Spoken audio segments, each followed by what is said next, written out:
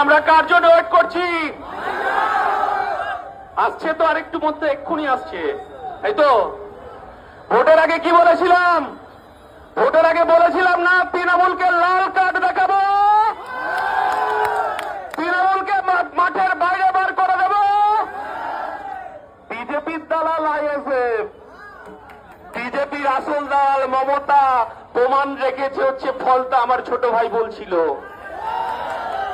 আজকেও গণতন্ত্রের খেলা হচ্ছে। তৃণমূল ফাউল করে মাঠের বাইরে চলে গেছে, আর গরিব মানুষের অধিকার রক্ষার লড়াইয়ে নওশাদ সেনা মাঠে আছে। কলকাতার রাজপথ দেখছে, বাংলার মানুষ দেখছে। 80টা সিট নিয়ে তৃণমূল বিরোধী নেতা ভাইপোকে বাঁচানোর জন্য সেটিং চলছে। আমরা বলছি সেটিং হতে দেব না। নওশাদ রাস্তায় আছে, আপনারা রাস্তায় আছেন। আমরা পরাজিত হইনি।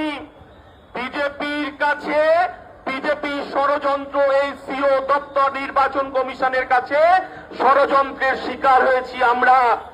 বাংলার মানুষ 11 সালের পর থেকে যে লড়াই দিয়ে আসছে, তৃণমূলের কাছে মার খেয়েছি, মেরুদণ্ড বিক্রি করেনি। আজকে কলকাতার রাজপথ আবার দেখবে এই বাংলার গরিব মানুষের ভোটাধিকার রক্ষার লড়াই, গণতান্ত্রিক অধিকার রক্ষার লড়াইয়ে। আমরা বলতে চাইছি বাংলায় পরিবর্তন কিছু হয়নি। টাকার এপিট আর ওপিট।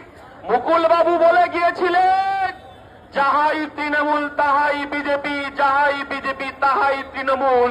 নতুন করে শুধু উত্তরপ্রদেশ থেকে বুলডোজার এসেছে। এই বুলডোজারের মুখোমুখি হওয়ার জন্য আবার নতুন করে লড়াইয়ের ময়দানে আমরা আছি। আমরা হেরে গেছি, আমরা হারিয়ে যাইনি।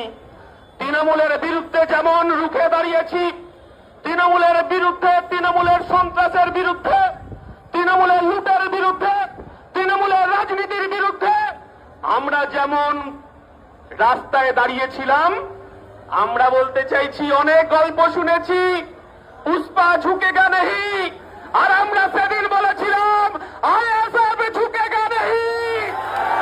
এই বাংলা রাজপথে থাকবে, এই বাংলা আবার পরিবর্তন হবে, আর একটা পরিবর্তনের দিকে।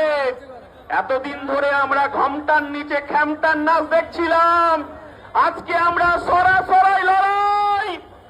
কোন ফুলটা আমরা বুঝতে পারিনি, এখন বাংলার মানুষ ভুলে গেছে যে জোড়া ফুল বিজেপির দোষর।